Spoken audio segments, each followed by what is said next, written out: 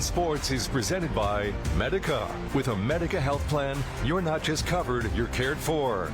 Liberty First Credit Union, banking with purpose. And by Teammates Mentoring. Join the team, be a mentor. The stage is set and a brand new season is about to begin. Southeast Nebraska is the site of the start of the 2025-26 high school basketball season in the state of Nebraska, and we get things started with the latest installment of a longtime local rivalry as Wilber-Caltonia takes on Tricounty.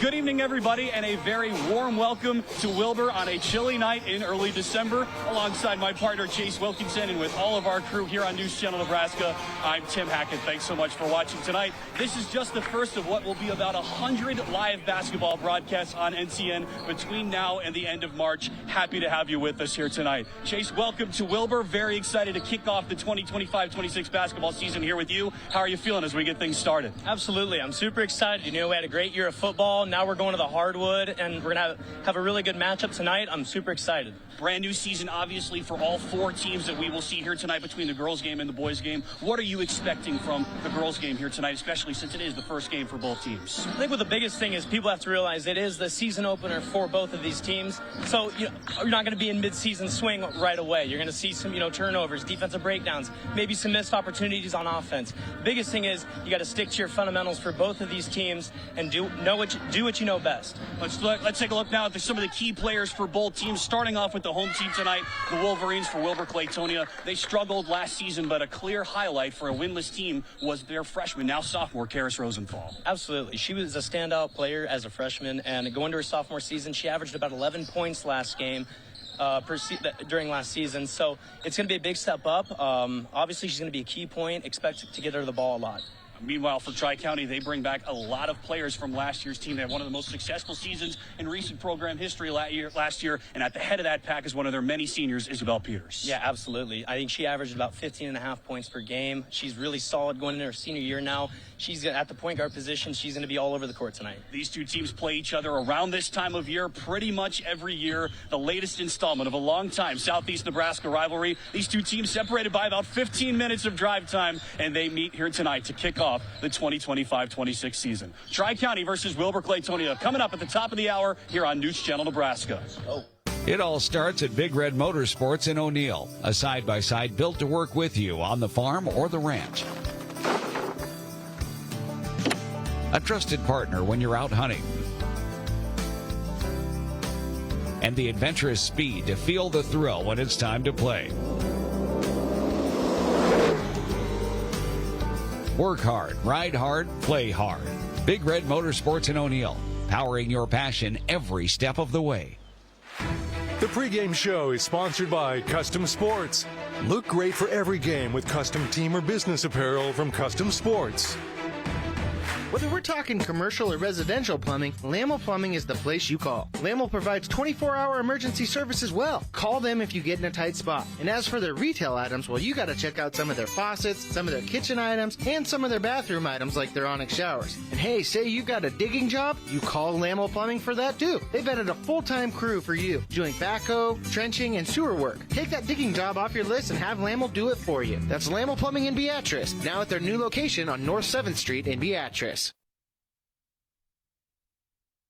At Nebraska Orthopedic Center, they provide comprehensive orthopedic health care. Their physicians are highly skilled in all areas of orthopedic and sports medicine, including spine surgery, foot and ankle, hand and upper extremities, fracture care, and total joint replacement. Their expertise includes the medical management of injuries through physical and rehabilitative methods or surgical intervention. To schedule an appointment or to learn more about Nebraska Orthopedic Center and their family of 25 physicians, go online to nebraskaortho.com. That's nebraskaortho.com. Nebraska Orthopedic Center is your healing destination.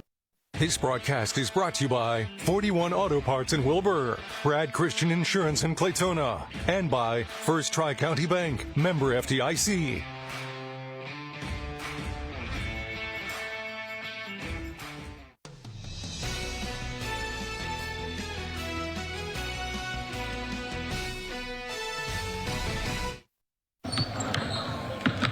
Welcome back to Wilber, Nebraska. It's the scene of the first of many live basketball broadcasts here on News Channel Nebraska. Happy to have you with us here tonight. Tim Hackett and Chase Wilkinson alongside our entire NCN Sports crew. Getting ready for tip-off between these two squads here in a few minutes. Let's take a look at our school spotlights tonight. We're live here in Wilber. This school is a combination of two towns that are just down the road from each other, Wilber and Caltonia. In this girls matchup, Chase, this is actually a C1 versus a D1 matchup. Tricounty is the much smaller school in that sense, so it's interesting when that all lines up. These two schools separated by 15 minutes of drive time. Wilber's in the Southern Nebraska Conference, but like I said, C1 versus D1, kind of unique of a setup here, and it's not what we'll see in the boys' game either. That's both C1 versus C2. Yeah, absolutely. And, that's sometimes a big test at the beginning of the season, going up against a different opponent from a different conference or a different class. But it's also a big test and knowing where your team's going to go for the rest of the season. And as you know well, these two teams and these two fan bases, families, they all know each other very well, despite the difference in conference, like you said, despite the difference in classification. Let's take a look now at Tricounty. It's no surprise the familiarity doesn't breed contempt in this situation. It just breeds understanding between the two squads, I think. Now we'll look at the Tri-County school spotlight. The Trojans fresh off of one of the best seasons in recent program history a year ago. They're part of three different counties, obviously, hence the name Tri-County. We're in Saline County technically right now, but all you have to do is drive 12-15 minutes south and you're in Jefferson County, which is technically where the Trojans are based between Plymouth and DeWitt. Again, just 15 minutes of drive time from where you're looking at right now in Wilber.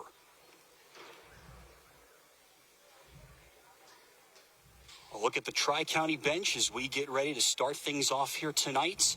The 2025-26 season is about set to go. Some breaking news that we were just told from the Tri-County assistant coaches, Chase.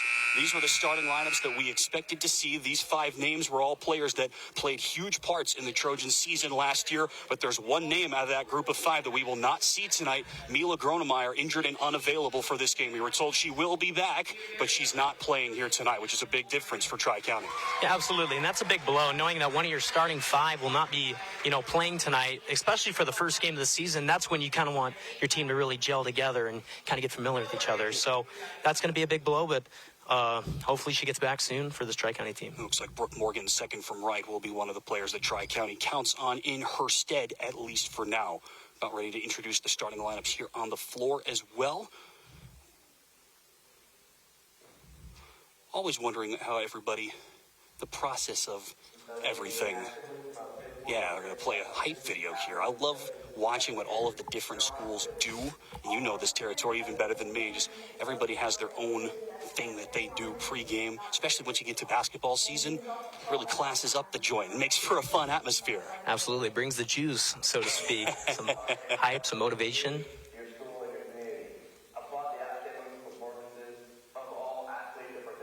So next to one of the hoops that Wilber-Caltonia Athletics Department is running a PSA with a lot of their different athletes, setting the stage for what we're here to see tonight. There you go. Get a great look at it, courtesy of our crew. I'll shut up so you can hear it. Perfect timing. Love it.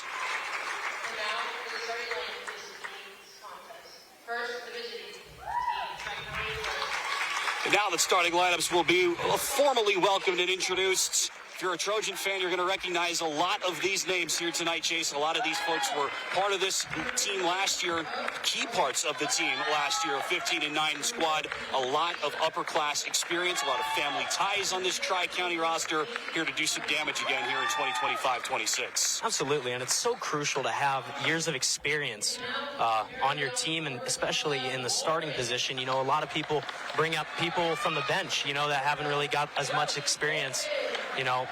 But a lot of these seniors and, higher classmen have a couple years under their belt, some experience, and they know what they need to do to get the job done here tonight. Flip side for Wilber-Caltonia as we see their starting lineup brought to you by Medica for the first time tonight. There's 3 players out of the starting 5 that were key starters for them last year, but 2 brand new members of the team, pair of freshmen. The lowest numbers on that list, Gabby Volkin and Bryn Zychek, will be making their high school debuts as true freshmen here tonight. Yeah, absolutely, and this is going to be a big question, going into this game, having some freshmen starting for you. It could be a good thing or it could be a bad thing, due to inexperience or, starting them young.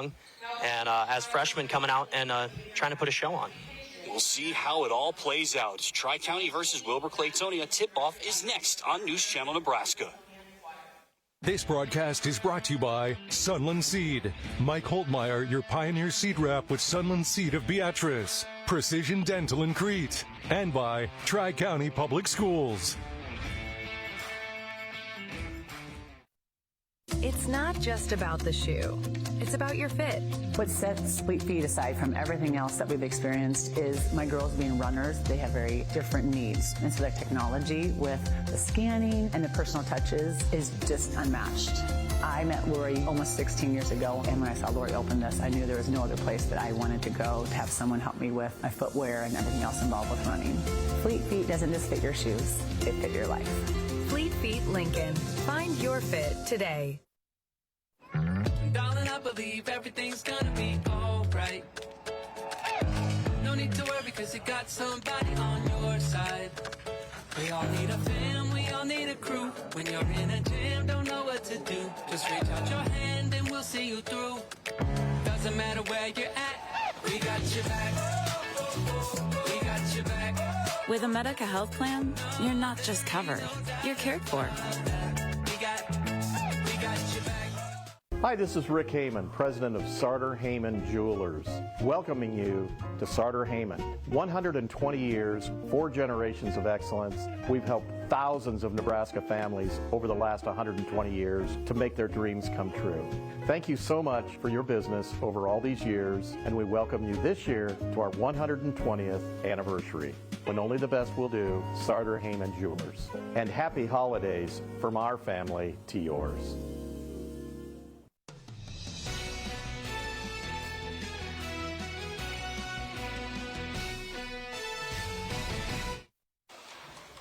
Just about ready to tip off a brand new season of high school basketball across the state of Nebraska. There's something like 90 girls games and another 90 boys games that are going to be played all across the state before the night is through. And this is on the unofficial stage setter, the curtain raiser of the basketball season here in 2025. Tri-County versus Wilber-Caltonia face off once again. Happy to have you with us, everybody. Welcome back to Wilber. Tim Hackett and Chase Wilkinson here in the booth alongside our entire NCN Sports crew. Sit back and relax. We're looking forward to a couple of really good games to start off the 2025 season. Tri-County on the left, Wilber-Caltonia wears the all-whites. Karis Rosenthal with an early steal. Headman pass for Gabby Vulcan, and a whistle underneath to start things off. It's an early turnover for the Wolverines. Frenetic starts, and not able to quite get their footing to start off this season. Yeah, it started off with a turnover, the travel underneath, and they're going to get a stoppage of play right here. To go double-check something with the scores table. Everybody is just trying to get their footing right, I think, to start things off here tonight. I think that could be understood. It's early. Still early. Very early. This was an issue for Wilber-Caltonia last year, Chase. I mean, you don't have to look any further than their record to understand that. But this team struggled, especially early, especially in this matchup. But they got a lot better as the year went on. I'm sure they feel as if they are more equipped now than they were literally this time last year. These two schools faced off just 15 minutes south of here in DeWitt in the season opener on December 5th. Tonight's December 4th, so here they go again. Tri-County looks very similar to how they did last year. Wilber does not, so I'm curious to see how that might affect really both sides, but especially the Wolverines. Absolutely, and for Wilber, they definitely want to have a turnaround season. Obviously, last year didn't go their way. They want to turn it around, and starting a couple freshmen could be the difference. I know they got some couple juniors starting in Novak and Fritz, but I think starting them young, getting them experience early helps you down in the long run. Both coaches getting some readouts. We'll see if maybe we can understand. They just said, our head official just said white ball. Here's a look at it on our instant replay. Gabby Vulcan underneath. She looked like she took a couple of steps before she was met by Brooke Morgan for Tri-County. She never went over the sideline, though. So they said white ball and then change of possession. So Tri-County will keep it. All right, so an anticlimactic start to the season, but here we go. High screen set for Macy Gronemeyer. Down low and a spin around shot by Saber Hoshi. Won't go. It's Sage Holtmeyer underneath. And a jump ball and possession will go right back to Wilber-Caltonia. Yeah, and that's exactly what you want for Tri-County, is to try to get it down low, use your big post to your advantage, and try to get easy baskets. Good play of defense right there by Wilber.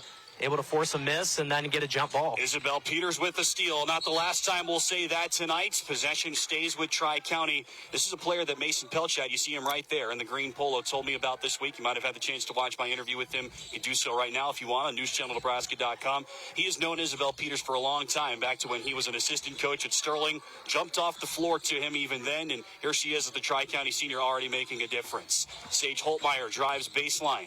2 Wolverines on her. Now Peters will set up a 3. Won't go. Offensive rebound for Macy Gronemeyer, one of 3 players with that last name on this roster for TC, but probably the only one we will see in the game tonight. Hoshi misfires long. Defensive rebound for Sam Novak, one of the upperclassmen for Wilbur. Yeah, and that kind of drive right there, they couldn't get a rebound to save their life for Wilbur, but luckily they got some good defense, able to finally get the rebound they want and get on offense. First touch of the ball of the night for Karis Rosenthal, and she gives it up. Here's Bryn Zychek. Last name very familiar to Wilber-Caltonia and all of their athletic.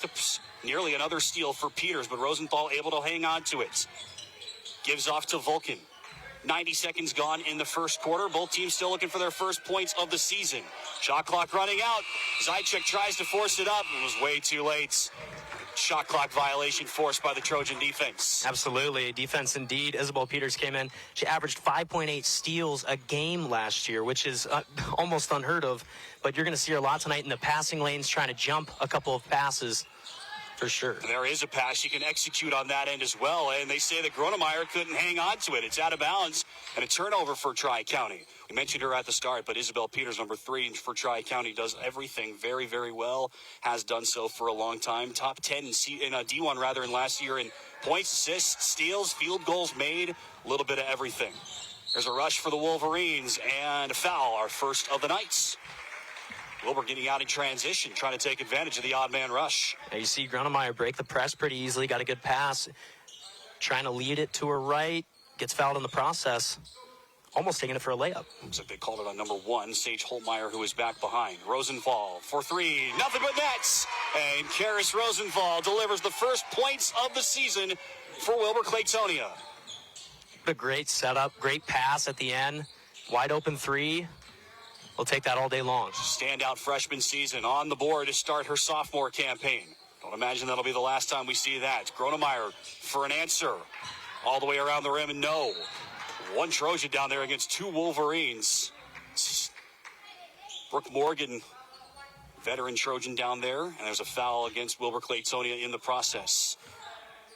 That'll go against Rosenthal. And that was an issue Coach Pelchat pointed out with me earlier this year, is not just for Karis, but for a lot of their team. Getting into foul trouble often, you don't have a huge bench that can really pose problems. Yeah, absolutely, and that's something you got to keep in mind of, not having their roster super deep. Definitely want to keep everyone out of foul trouble. Peters misses the 3, and in transition, Bryn Zychek converts. Her first points as a high schooler, 5-0 Wilbur. Yeah, how about the freshman just taking it right into the paint and putting it up and in? Zychek, that's a very confidence-building shot right there. Peters just slipped by her. Vulcan walled her off, and Peters missed the shots. Hoshi grabs the miss. Sage Holtmeyer underneath, gets tied up.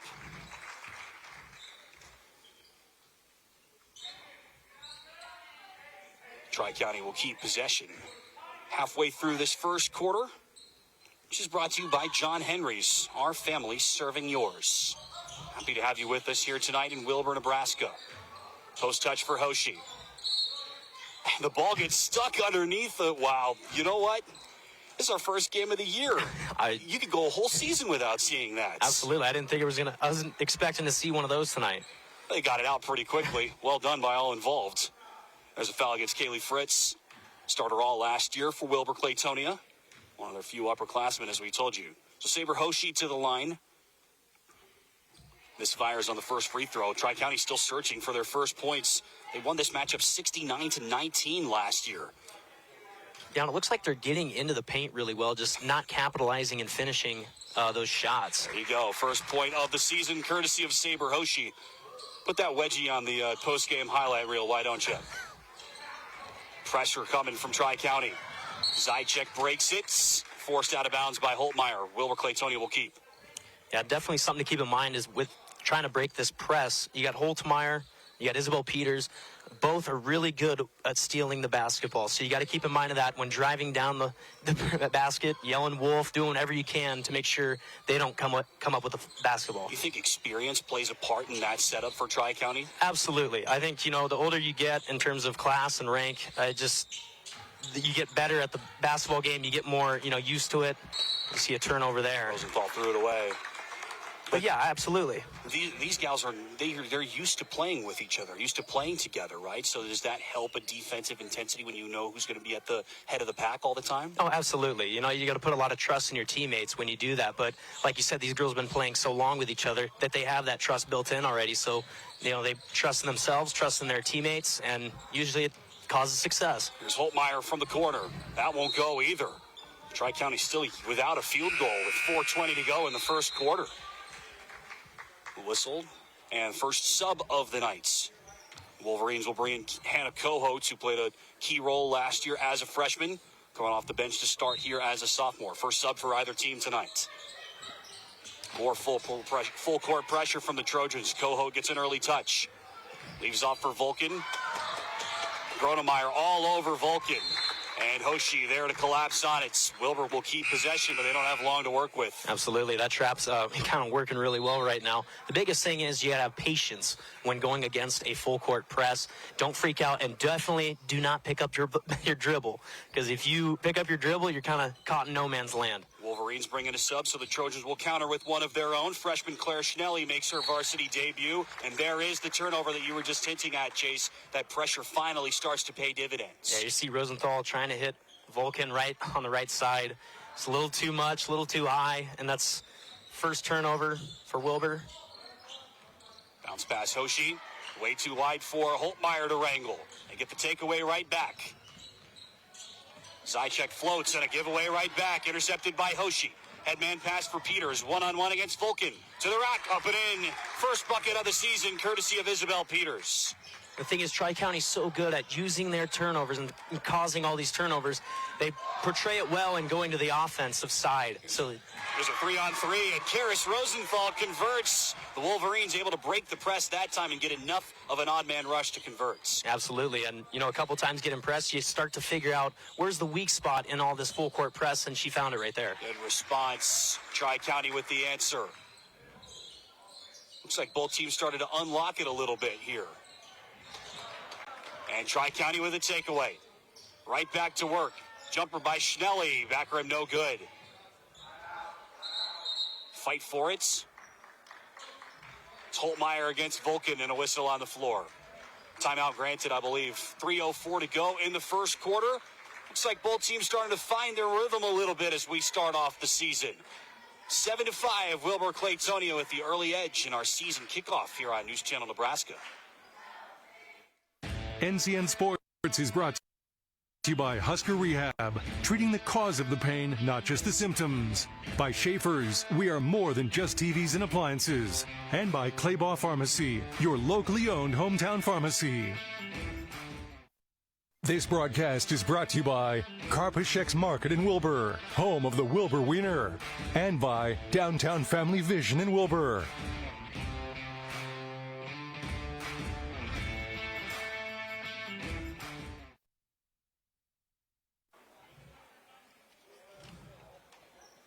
Welcome back to Wilbur, the latest installment of a long-time local rivalry between these two schools. Very closely separated.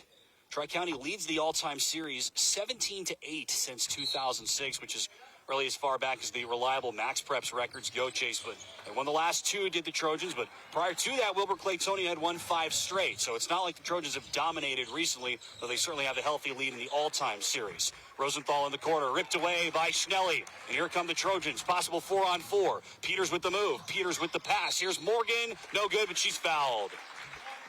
Absolutely. Great pass there from Peters, leading to Morgan. Morgan gets inside, gets fouled, almost makes it for an and one. But that's the thing, is using fast and going quick down the court after a turnover definitely turns out to be good for your team. It was a great look at it from our end zone camera. Headman, a fake pass by Peters to give Morgan a little bit more room to operate. She wasn't able to hit the shot, but that's partially because she was hit on the way. She converts at the line, so Tricounty taking advantage of these free throw opportunities, which you imagine is going to be a key part of this game. Rylan Barenstraw checks in for the first time. Number 2 for Tricounty, making her high school debut. At the line, Hannah Cohout is able to get it over just barely. Morgan misfired on the second, so it's still a 1-point game. Wilbur has never trailed in this game. Hardly ever held a lead at any point last season, certainly in this head-to-head matchup. Good pass by Rosenthal. One more down low. Spin around Fritz. Too strong. And Morgan with the defensive board.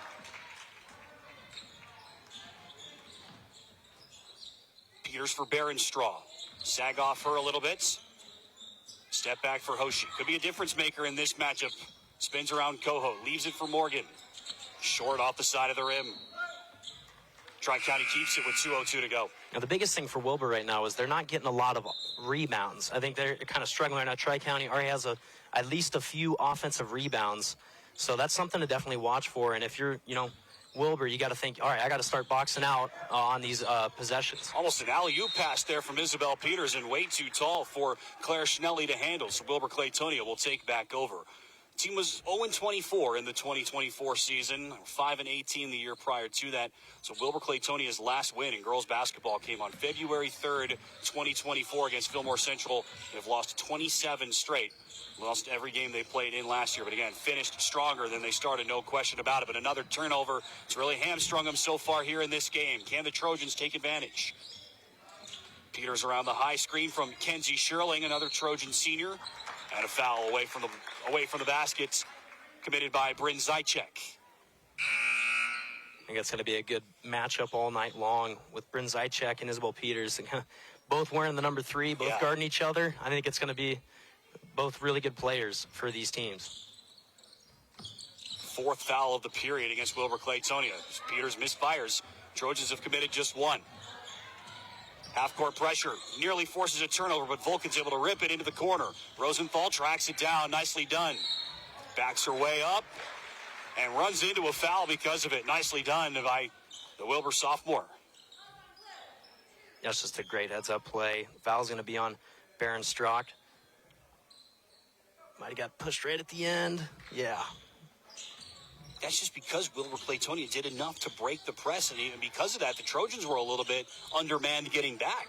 Absolutely. If you break a press, and kind of try to get your offense set up, you could almost turn into a fast break. Speaking of, not quite. Almost. Had to hold your breath because of it, almost literally. Vulcan flips it up, knocked away, though, by Barenstraw. Here she goes. Rylan Barenstraw, coast to coast, with the layup. Tri-County leads for the first time tonight. It's a great play there by Barenstraw. Just getting the hands up in the passing lane is also playing a big part. She takes it coast to coast. Rosenthal takes a tumble, no call. Coach Pelchat wanted one. There's a 2-on-2. Barenstraw right back, and a travel first. Good defense. Back hustling. Kaylee Fritz to wall it off. Kind of seeing a lot of turnovers here in the first quarter. But also seeing some pretty good defense, so it's hard to make of it right now. Hadley Juergens will check in for the first time tonight for Wilber-Caltonia. So we're already seeing the Wolverines, and to a lesser extent the Trojans, but Wilber-Caltonia is tapping into their bench. It's game 1, so you got to see what all these players can give you. I realize that, but this isn't the luxury that they had for a lot of last season. There's another giveaway, though. This was a problem for him. And Schnelly quickly the other way. Has Peters open in the corner. Toes the sideline. Right back to Schnelly. Good work, and another assist for Isabel Peters. Tri-County has its largest lead. It's just a great heads-up play there by Peters, knowing that the defense is going to collapse when you go baseline, and then knowing that their center's kind of waiting for that ball, just dumps it right off to him for an easy layup. Vulcan falls victim to the double team. The Trojans ready. Sherling for 3, halfway down. Offensive rebound by Morgan. She gives it away, though, stripped by Hannah Cohout. And that's going to be the end of the quarter. Well, strong finish to the frame for Tri-County. They trailed for the entire period, but they finished scoring the final 5 points after the timeout called by the Wolverines. And it's Tri-County with the lead after 1 quarter in the season opener for both teams. Another takeaway, leading to a fast break. And Rylan Barenstraw delivers the first lead of the night and of the season for Tri-County. 2 points for number 2, Tri-County by 3. Kearney, Nebraska is the getaway you never knew you needed. With comfortable, premium lodging, eclectic shopping, and a variety of locally owned craft food and drink options, Kearney has something for everyone. By day, you'll find rich history, outdoor adventure, and some of America's most unique attractions. And by night, our many entertainment options, dazzling performances, and unique hangouts offer the perfect way to unwind. Visit Kearney. It's so much more than just in the middle. This broadcast is brought to you by Western Oil. Make your first and last stop to and from the game at your nearest Speedy Mart or Good to Go convenience stores today. And by News Channel Nebraska. Want to know which games we're televising each week? Follow us on X at NCN Sports. This broadcast is brought to you by Sunland Seed. Mike Holtmeyer, your Pioneer Seed Rep with Sunland Seed of Beatrice. Precision Dental in Crete. And by Tricounty Public Schools.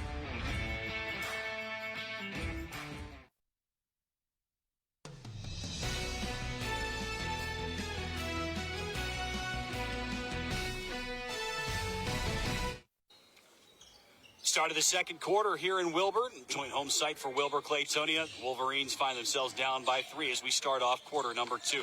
Thanks so much for joining us here tonight. Happy to have you with us. A lot of basketball action coming your way over the next couple of days here on News Channel Nebraska. Bryn Zychek in her high school debut, knifes in, can't get the shot to fall. Offensive rebound, second chance look for Hannah Coho. That won't go either, and now there's a foul underneath. Persistent offense here for Wilber-Caltonia. That's been an issue for them. They've been able to score to some degree so far in this game, but second, third looks pretty much non-existent prior to this possession. Yeah, absolutely. You're right. And I also just want to talk about Zychek's effort there. She got 2 offensive boards, put it up twice, and got fouled in the process. That's just great effort, and that's what you want to see from this Wilber team. Foul was given to Isabel Peters, her first, and Zychek nails the free throw. Coach Pelchak called her player with good handles and a great understanding of the game. Her father's the athletic director, friend of the program, and her older brother was Aiden Zychek, who was a standout on the boys' team for the last couple of years and is now on the roster playing football at UNK. So certainly an athletic family. Absolutely. Goes 2 of 2. 4 points for Zychek. Rosenthal's got the other 5. That unfortunately was also a problem for Wilber-Caltonia. Didn't have a ton of depth scoring last year. Rosenthal was often it. Berenstraw couldn't knock it down.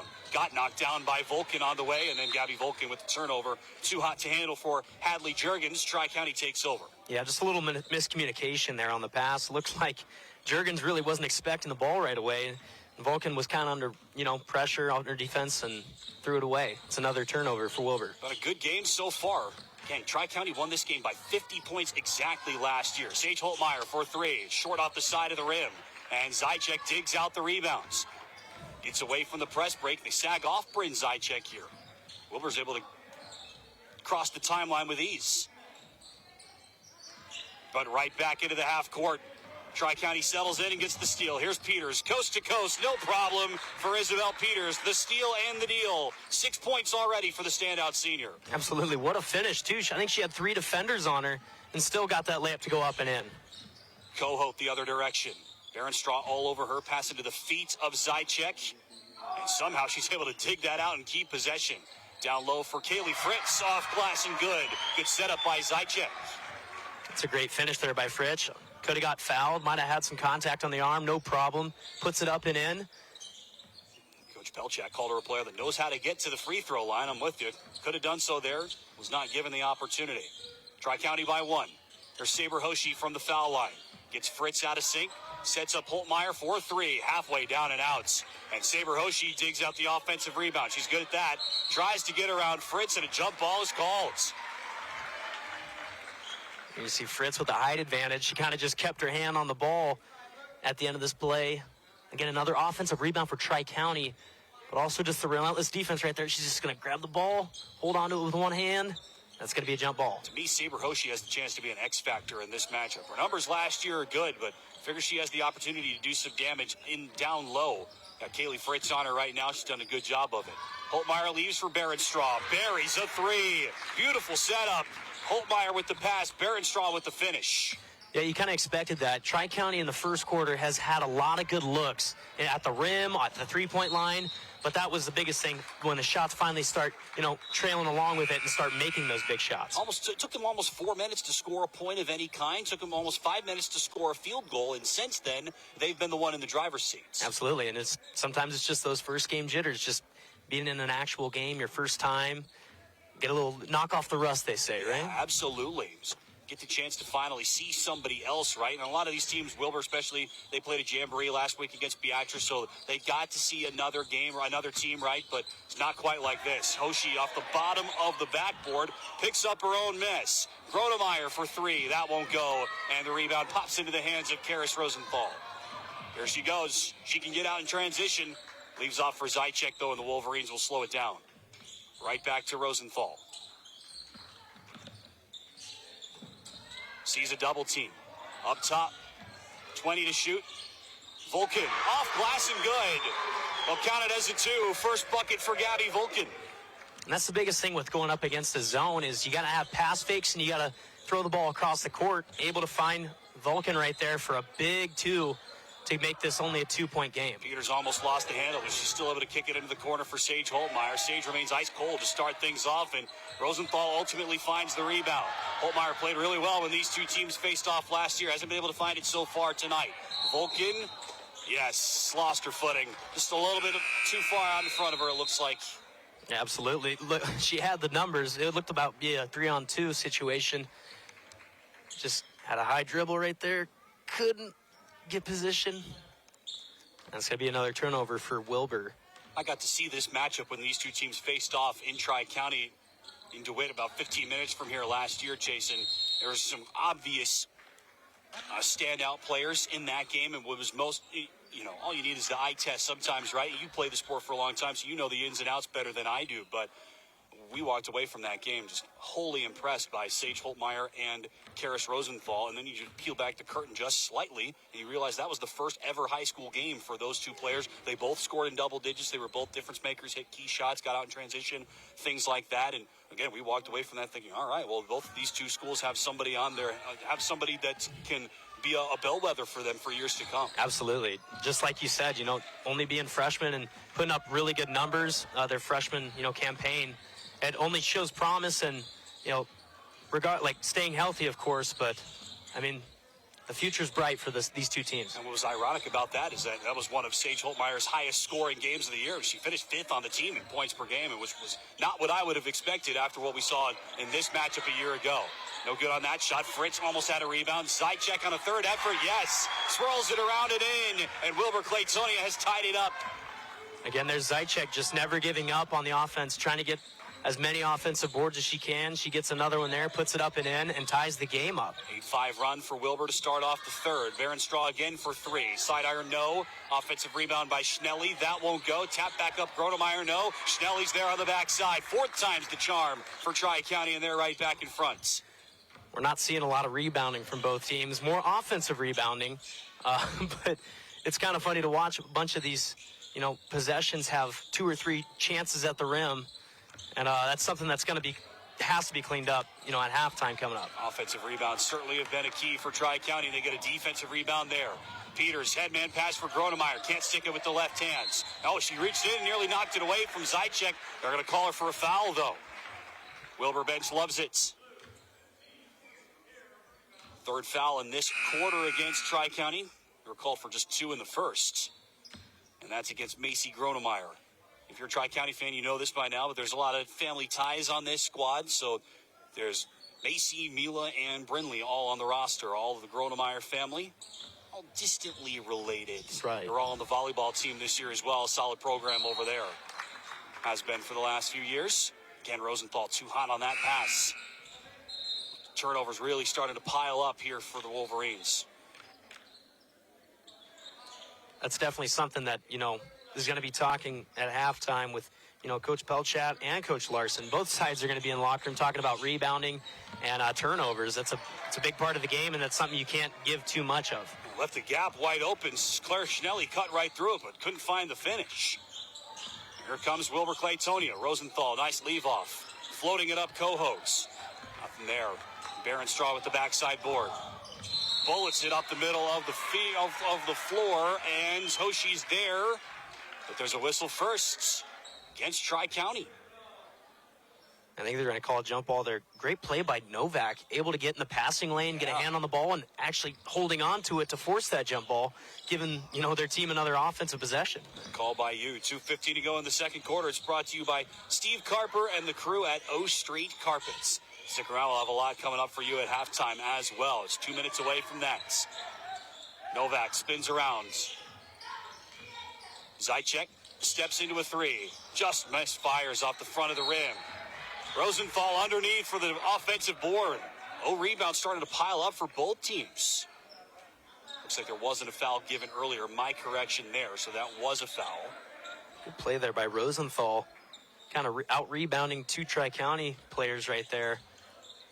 And keeping possession for offense. Giving her team another chance, but right on cue, they give it away. Peters has the ball in her clutches. Odd man rush, it's a 4-on-2 developing. Spinning around Morgan. Brooke Morgan gets it to go. Another steal and another setup for Isabel Peters to make it happen. Just a great cross-court pass. I mean, it's her ability to see down the court and make these tight windowed passes are super impressive to watch. Really knocked away another one, but WC holds on.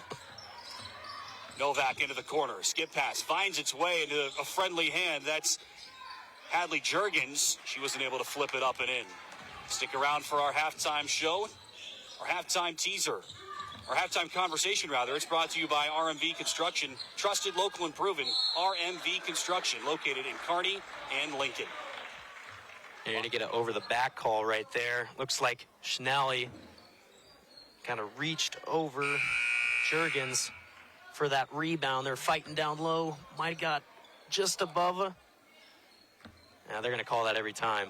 Second foul in as many moments for Claire Schnelly. It's another last name we will hear a fair bit. Be sure to stick around for our halftime show, which is our halftime highlights will be brought to you by Sartor Heyman Jewelers. A lot to look at. Low-scoring game, relatively speaking, but Wilber-Caltonia tries to change that. What a half for Bryn Zychek in her high school debut. She's got 8 points. Absolutely. That's just a great take. Coming off of the press, able to take it coast to coast, get a tough left-hand layup.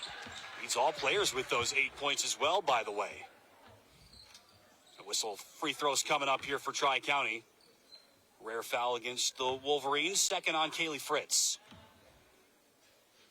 I mentioned this. It's headed by Isabel Peters, no doubt, but Tri-County as a team, Chase, they really excelled in distributing the ball, wreaking havoc. And as a team, they averaged 12.5 assists per game, 14.5 steals per game. Those are both pretty good numbers. Absolutely. Just getting in the passing lane, again, with Peters and Holtmeyer, they're just two really good players, stealing the basketball, and also just making the right pass at the right time is crucial in basketball, and they do it really well. Free throws have dried up here for the Trojans as this second quarter has gone on. Chance to tie, no good, off the fingertips of Hannah Cohotes. And Baron Straw with the backside board once again. Final 30 seconds. Gronemeyer left wide open for three. Swirls it home. First points of the season for Macy Gronemeyer in Tri-County by 5. She was left wide open there on the far side of the court. No one home. Just take your time, set up, make a three-pointer. That's all she did. Here comes that pressure that we saw all first quarter, not so much in the second. And finally a whistle and a swat on the arm. Wilber-Caltonia a little bit out of sorts, it looked like, because of that defensive pressure. Sometimes you get a team like Tri-County that's eager to steal the basketball coming out of their press. Sometimes it also affects them, in a bad way, overselling and over trying to get that steal. It beat them deep. That's all I'm saying. I was waiting for that call. The call was on the floor was by number one. Well, Wilber-Caltonia doesn't have a number one. They called Sage Holtmeyer getting a little bit too handsy, crashing back on defense. To your point, I thought Wilbur was a little bit out of sorts. It's a bit of a bailout foul because I'm not saying it was the wrong call, but because of the way that everything was shaken out, I thought it's going to give the Wolverines an opportunity to score some points. Yeah, well, absolutely. And it looked like a 50-50 ball. No one really had possession right there. They failed to score, but they get the offensive rebound. Maybe one more chance for Wilber-Caltonia. 5 seconds left in the half. Rosenthal flips it up. Not close. Rebound secured by Sage Holtmeyer, and that will end the first half Looked like Holtmeyer might have gotten swatted on the face inadvertently to close out the period. Tri-County taking over a little bit after Wilber-Caltonia had rallied all the way back to tie it at 15. It's the Trojans with a 5-point edge at the halftime break. And this game was almost over at the halftime break when these two teams faced off almost exactly a year ago. Running clock rules in effect by the time we got through the third last year, and we are a long ways away from that here tonight. Impressive work by Wilber-Caltonia compared to last year, but it's still the Trojans with a 5-point edge in the season debut for both teams. You're watching high school basketball on News Channel Nebraska. Stick around, our halftime show is coming up next. Behind every switch you flip, innovation is at work. NPPD is using advanced technology to generate and deliver the reliable energy you have come to expect.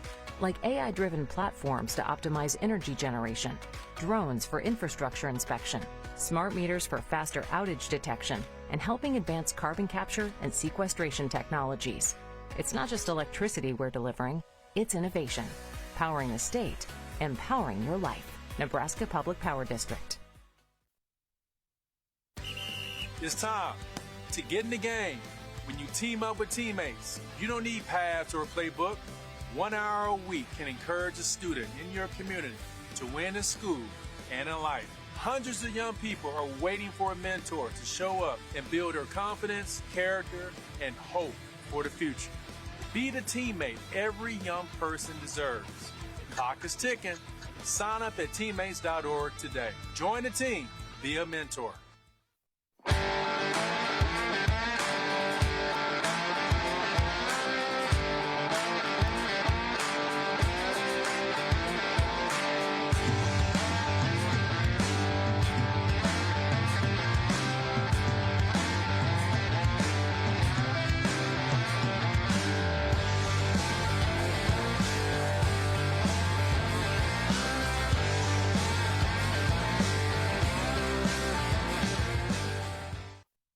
NCN Sports is brought to you by Husker Rehab, treating the cause of the pain, not just the symptoms.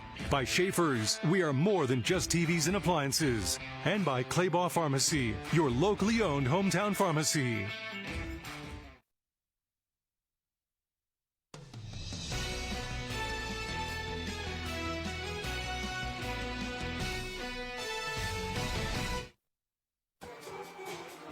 Welcome back inside the gymnasium in Wilber, Nebraska. It's the stage for our first broadcast of the high school basketball season here on News Channel Nebraska. Tim Hackett and Chase Wilkinson here with you live. Great game so far, Chase. A lot of action for both teams. Some good offense, some good defense, and it set the stage for a 5-point lead for the Trojans at the break. Yeah, absolutely. And I think for both sides of the ball, they're getting a lot of good looks at the rim, especially. Just not being able to capitalize early, that's a big thing. And again, first game, that stuff happens, a lot of turnovers, and that's something that, both coaches are going to go into the half and talk about and try to clean up for the second half. That was something you said right off the top, is that both teams will have some jitters. Neither team's execution will be exactly the way that they want it to be, certainly not what they will want it to be 2 months from now, right, when we get to early February, but that certainly has seemed to be what we have experienced so far. Neither team is fully at operating at 100% of their operating capacity, I don't think. Now it's time to take a look at some of our first half highlights, which are brought to you tonight by Sartor Heyman. Stunning engagement collections, exceptional diamonds, and dazzling gemstones can be found at their Lincoln and Grand Island locations. That's coming up here in a second. First half stats looking like this as well. Bryn Zychek leads all players with 8 points. Now let's take a look at those first half highlights that I just promised you. Wolverines getting things started. First bucket of the season, courtesy who else of number 20, Karis Rosenthal. It's not going to be her last. Yeah, absolutely. That's what you do. You inbounds play, taking wide open three-pointer, and she took advantage of it. Bryn Zychek has been a difference maker in this game. Number 3 in the white, her first starts as a high schooler. She leads all players with 8 points, including those two right there. Then the fast break starting to make a difference for Tri-County tonight. Isabel Peters, it's a name we expected to hear a lot of. A player that would be a difference maker. She certainly has been in all different phases. Now here's how about freshman debut for Rylan Berenstraw? She's been solid tonight as well. Yeah, absolutely. Both of them, Berenstraw and Peters, have been in the, stealing a lot of basketballs in terms of passing, getting their hands up and, taking it coast to coast and getting it up and in for their team. That's been the difference so far in this game. Another fast break bucket. This one delivered by Isabel Peters. Had the setup earlier. Now she's got the bucket. She scored 3 transition buckets to give her 6 points, tied for the team lead. Biggest bucket of the night for Ryland Baronstraw. That gave Tricounty their first lead of the season at 10-7. Wilber-Caltonia did eventually battle back to tie it at 15 apiece in the second quarter. Big reason why that bucket kissed off the glass by Gabby Volkin, her first high school buckets. Absolutely. Volkin and Zychek are having a pretty good first half for their first high school, game. So a lot of positives to look at. Certainly got to be impressed, and it's certainly cause for optimism for Wilber-Caltonia going forward. They tied it up at 15, but Tricounty finishes the first half strong. The Trojans with a 22-17 edge at the halftime break. We'll come back with some more from our halftime show right after this here on News Channel Nebraska. This broadcast is brought to you by Karpashek's Market in Wilbur, home of the Wilbur Wiener, and by Downtown Family Vision in Wilbur.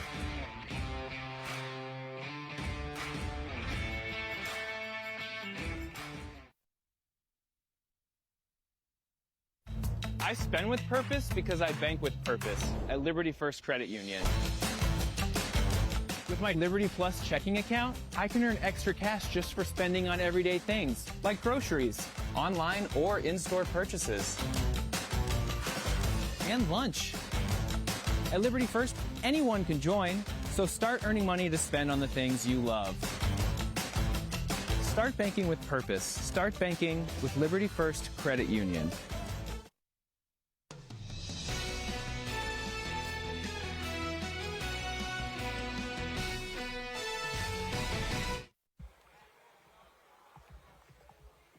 Wilber-Caltonia is the site for our first basketball broadcast of the 2025-26 season. It's the visitors, Tricounty, with a 5-point lead at the halftime break. Welcome back inside the gym here in Wilbur, everybody. Short trip for Tricounty to get back home tonight as we start off a busy part of the season for both these teams. Our halftime show tonight is brought to you by RMV Construction. If you have a construction project that needs to be built, RMV Construction is the company you need to call. Tonight we're featuring the beautiful Yanni Park Pavilion in Kearney, Nebraska. A $3.7 million project RMV Construction recently completed.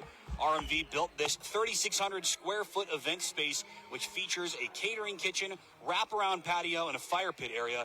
Every detail shows the care and quality that RMV puts into their work. Whether it's a community space, commercial project, or something totally unique, trust the team that brought the Yanni Pavilion to life. RMV Construction, with offices in Kearney and Lincoln. Trusted, local, and proven. We're just getting started. There's going to be about 100 total broadcasts, basketball broadcasts specifically between now and the end of March here on NCN. And here's a look at what's coming up next. A busy couple of days for you and me, Chase, but especially for our crew. Here's what's coming up between now and the end of the week. We've got high school basketball tomorrow night. It's our first split doubleheader, if you will. Some of our crew is going up to Wausau. Some of our crew is going just a little bit east of here to Firth, which is where Norris is. That is a boys basketball only game. And then we've got a doubleheader on Saturday afternoon. And then get ready for bowling action on News Channel Nebraska on Monday. Sport I have a little bit of experience covering. It's a lot of fun when it goes well. Absolutely. No one hates bowling. No one hates bowling. Quality sport for everyone. Quality bowling is fun to watch. It is. It is very interesting. I know those guys will do a good job. That's coming up on Monday. There's a look at what is coming up next on News Channel Nebraska. As I told you, just about 100 broadcasts between now and the end of March, all the way through the basketball state tournament. One of our favorite things to do every year here on NCN. Second half is next. Wilber-Caltonia against Tricounty to start off our coverage season. Be sure to follow us on all of our social media platforms. We'll have plenty of highlights, our final scores, our interviews after the game, the winning coach, the coach and the star player of the winning team for both of our games tonight will be interviewed live on the floor afterwards, and all of those will be posted on our website and our social media afterwards. Tricounty with a 5-point lead. Second half is next here on NCN. On your way to the big game or heading home after the win, Speedy Mart is the ultimate team stop. Stay alive! Stay alive! Stay alive! Stay alive! You're bound to stay alive at Speedy Mart. Icy cold drinks? Check. Tasty snacks? Double check. Fast fuel and room for the whole crew? You know it. Be aggressive! And make sure to go to Speedy Mart after the game. Our halftime show is proudly presented by RMV Construction. Trusted, local, proven. RMV Construction. This broadcast is brought to you by Western Oil. Make your first and last stop to and from the game at your nearest Speedy Mart or good-to-go convenience stores today. And by News Channel Nebraska. Want to know which games we're televising each week? Follow us on X at NCN Sports. The postgame show is brought to you by Custom Sports. For over 40 years, Claybaugh Pharmacy has been your trusted, family-owned, full-service pharmacy. We provide traditional medical options, medical equipment, immunizations, and over-the-counter products. We take pride in going above and beyond to improve the health of our community. And to ensure you have a seamless experience, manage your profile and refills with a touch of the finger from home. Claybaugh Pharmacy in downtown Beatrice, your hometown family-owned pharmacy.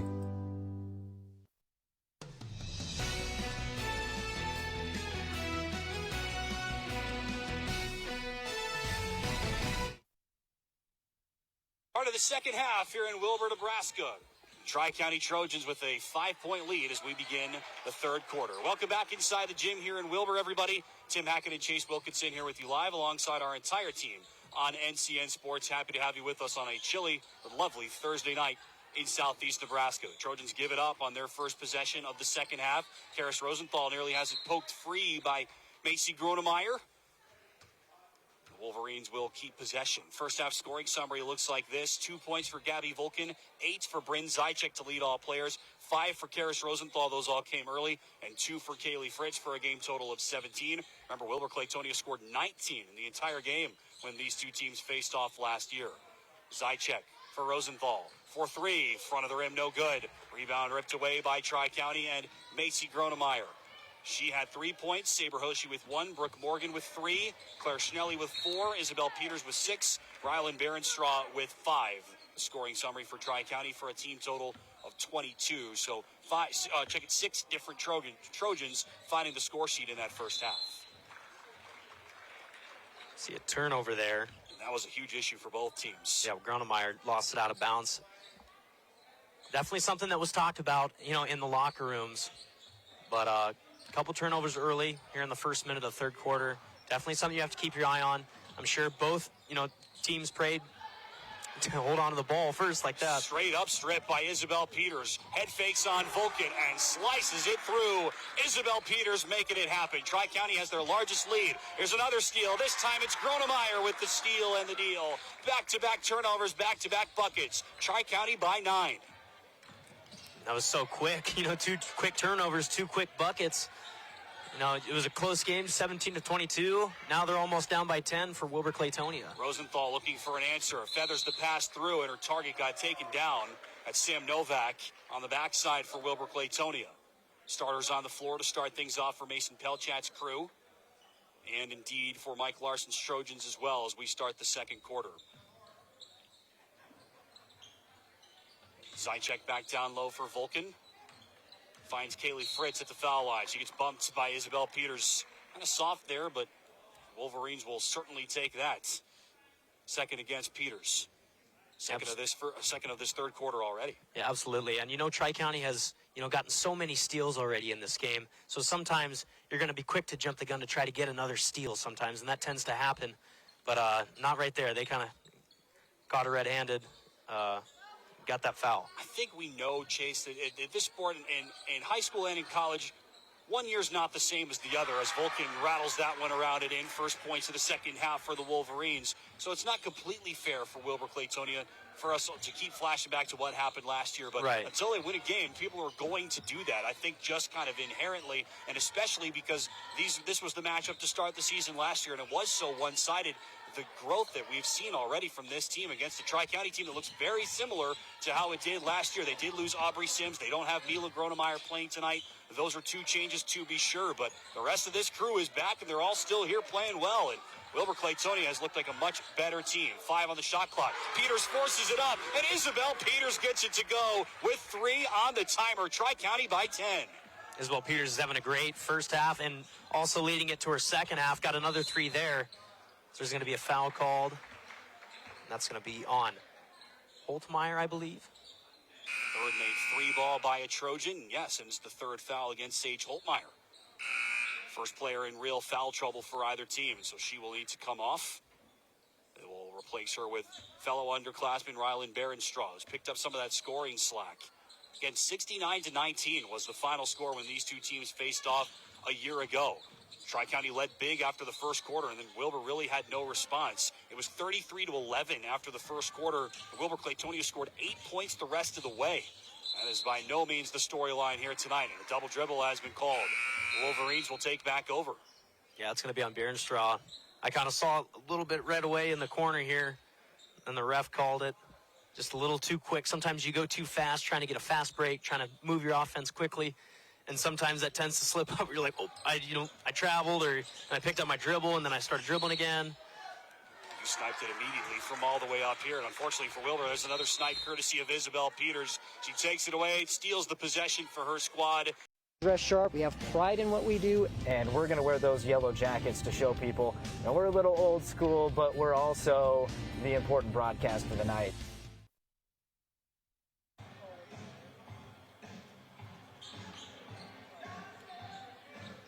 Great music choice as we return back here to Wilbur.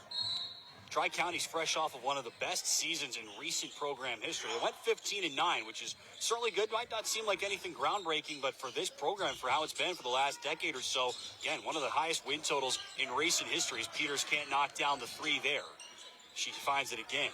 Best season in a while, their first time with 10 or more wins since they recorded 10 wins in 4 straight years between 2015 and 2019. So it took a half decade for them to reach the double-digit win plateau once again. And they went 8-13 the year prior, chasing 15 wins last year. Were as many wins as they won in their many games rather as they won in their 3 prior seasons combined. 15 wins last year, 14 wins in total the prior 3 seasons. So Mike Larson's made a big difference for this team, and he's got a lot of upperclassmen back as they try to build on something now, try to turn Tri-County into something they haven't been in about a half decade. Yeah, absolutely. And you said it perfectly. Just both teams have the same mission for this season, and it's just to get better and progress as a team.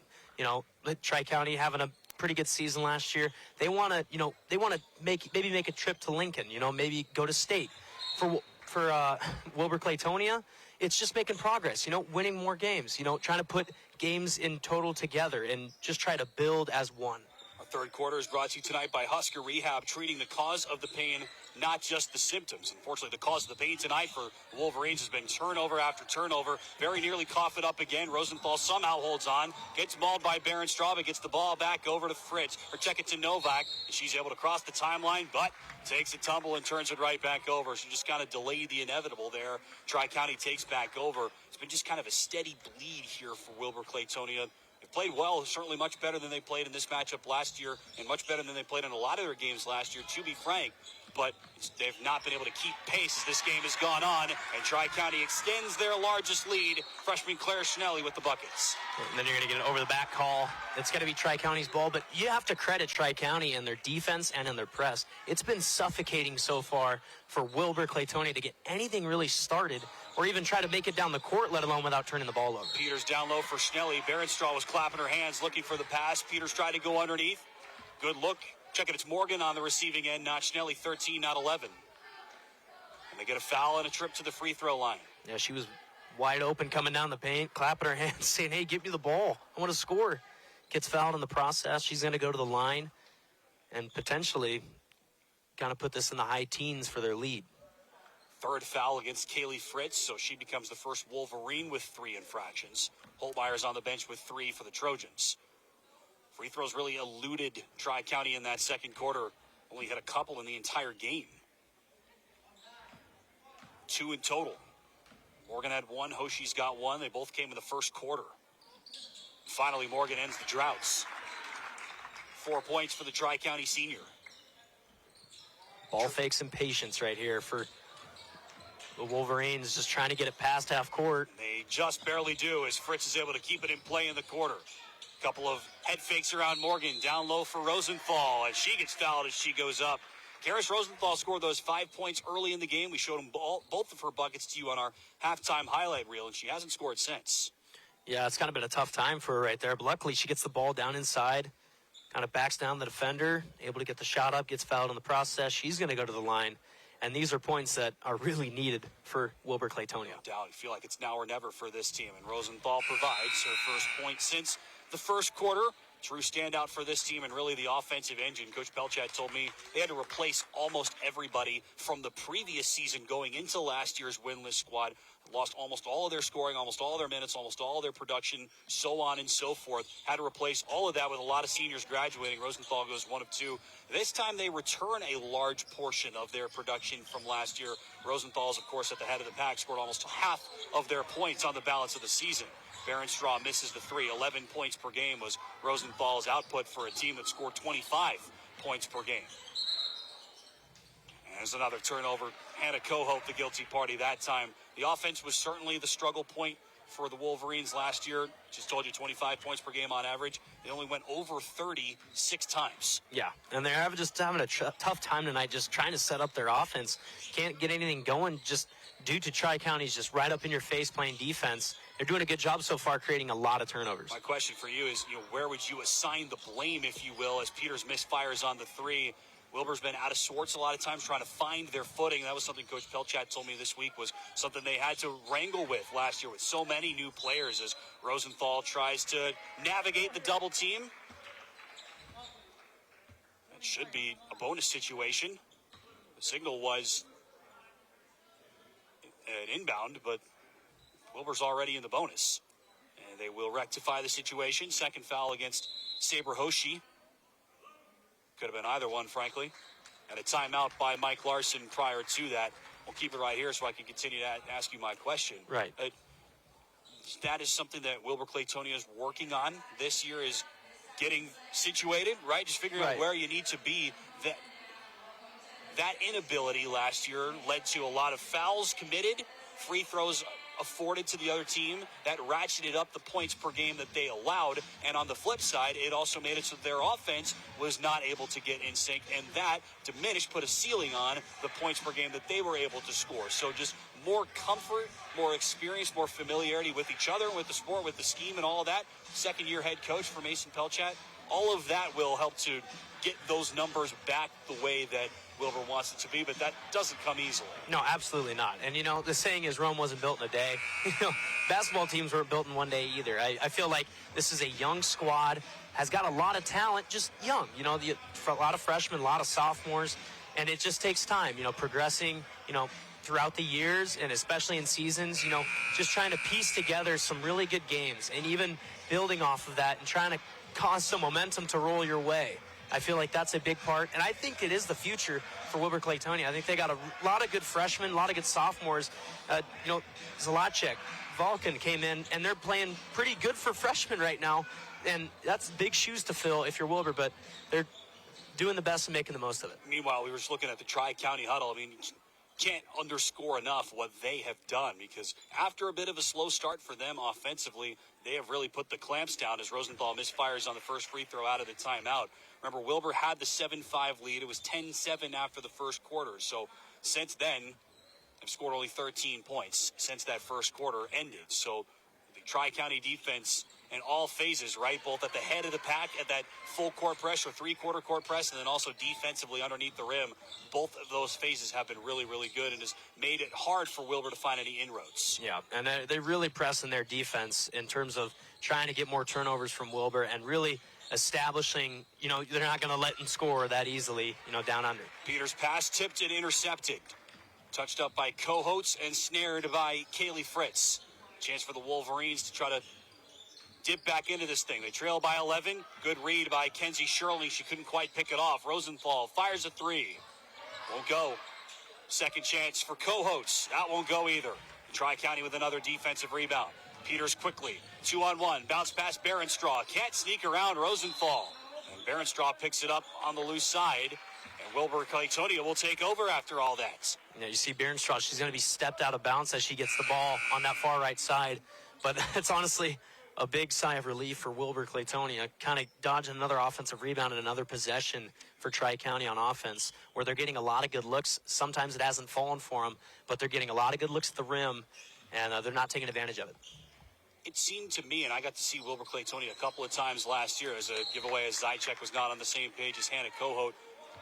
You want to improve as the season goes on, but look, frankly, this team struggled really early. It took until their last game of 2024, December 30th, for them to even play a game that was a final score within 30. They lost that game by 11, if memory serves. Hoshi spins around, can't get it to go with the left hand. Second chance bucket good. Offensive rebounds. No doubts, first bucket for Saber Hoshi. 13-point lead. But the second half of the season, once the calendar flipped to 2025, Wolverines finally had some time to make some improvements. Here's a giveaway. Hoshi with the headman pass for Peters. Left-handed layup, no. Hoshi there for the board. Right back to Peters. She'll try it again, and this time she gets it to go. A game-high 13 points for Isabel Peters, and the Trojans have their largest lead, 15 points with 1:10 to go. That's the biggest thing with offensive rebounds is it gives you another chance to set up your offense and score the ball. And you saw it right there. Peters missed the first shot, able to come in. She gets passed to again off the offensive rebound and able to score it. Last point on Wilber-Caltonia with 1 minute to go here in the third. Coach Pelchat pointed to this when I said, well, do you feel like you did make improvements? He said, look no further than these two matchups. You're going to see a lot of teams again with how conference play works and things like that. They played Fillmore Central on December 21st last year, lost that game 54-22, part of that tough early stretch like I told you about where they lost by 30 or 40 every single time. They played them again a month and a half later on February 8th. Lost that game, obviously didn't win a game last year, but lost that game 53-41. So in a month and a half, with Christmas break in between as well, right? They made those much strides, I guess. Rosenthal misfires off the front, and just point to that one matchup. Same team, right? Not that much has changed personnel-wise, roster-wise between those two games, and Wolverines made a lot of strides and certainly made that look a lot more respectable than it was a few days prior to Christmas. Absolutely, 100%. And, you know, the future's bright, and it's going to take some time. So everyone wants to, be good right away. That's not always the case. So it starts low end of the totem pole, and you got to work your way up.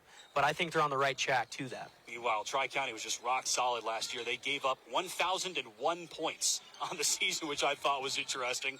Outscored their opponents by almost 10 points per game. Misfiring is Vulcan over the baseline, and Tricounty will take over with 5 seconds to go in the third. Maybe a chance for a last-ditch shot for the Trojans. Sherling will inbound. Here comes a full-court pressure look from the Wolverines defensively. They get it into Peters. She'll have to hustle. Spins away from Zychek. Flips it into the front court with two. One more pass from Hoshi. Got it to Morgan. I don't think she got enough. The referee on the far side said count it. I don't know about that. Tic-tac-toe, and they count the bucket at the buzzer for Brooke Morgan. How about that? That was a close one. These guys are going to be glad that we've got a TV crew in here tonight. I don't think you can look at any replays, though, can you? No, I don't believe you can in high school, but also we're going to look at one. I mean, the passing was great. I'm not sure they got the shot off in time, but the passing was great. Looked really good, and it's going to count. 17-point edge for Tri-County as we go to the fourth here on NCN. When you're proud of the community you live in, taking care of the people in it isn't a job, it's an honor. At John Henry's, we take pride in being relied upon by the great people of Lincoln and the surrounding areas. A hard day's work means a happy customer, and making happy customers has been our goal all along. A team of expert plumbers, drain specialists, and HVAC professionals, dedicated to finding solutions for our customers. Because for us, a successful day ends with a handshake and a smile. John Henry's, our family serving yours. This broadcast is brought to you by Western Oil. Make your first and last stop to and from the game at your nearest Speedy Mart or good-to-go convenience stores today. And by News Channel Nebraska. Want to know which games we're televising each week? Follow us on X at NCN Sports.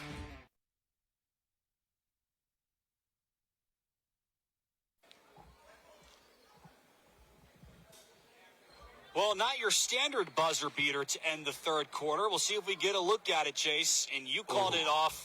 You called it as it happened. We're looking at Brooke Morgan, and did she get the ball out of her hands before the zeros came up on that clock? You know what? It is a lot closer than I thought it was. I thought it was for sure not going to count, but it could attest. It was pretty close. Frankly, as it happened, based on where Isabel Peters had the ball in the backcourt with 4 seconds left, the fact that they even had a chance at that shot is pretty amazing. So well executed by the Trojans, and it's going to go down as a bucket for Brooke Morgan. Nothing they can do about it. Zychek goes flying into Schnelly, and they're going to call a block. against the Tri-County freshman. Freshman on freshman action, and Bryn Zychek wins the battle.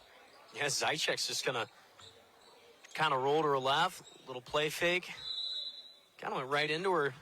They're going to call a body, though. Fourth foul as well against Claire Schnelly, and Tri-County will call a timeout after that. We'll take it as well because we didn't take one in that third quarter. We'll take the break. Tri-County leads by 17 here on News Channel Nebraska. For over 40 years, Claybaugh Pharmacy has been your trusted, family-owned, full-service pharmacy. We provide traditional medical options, medical equipment, immunizations, and over-the-counter products. We take pride in going above and beyond to improve the health of our community. And to ensure you have a seamless experience, manage your profile and refills with a touch of the finger from home. Claybaugh Pharmacy in downtown Beatrice, your hometown family-owned pharmacy.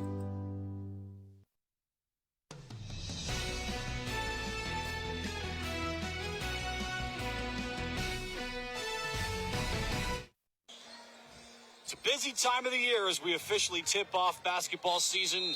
Made even more challenging by the weather that we had. Holiday last week just kind of mucks up the schedule for everybody. And out of the timeout, good look for Zychek.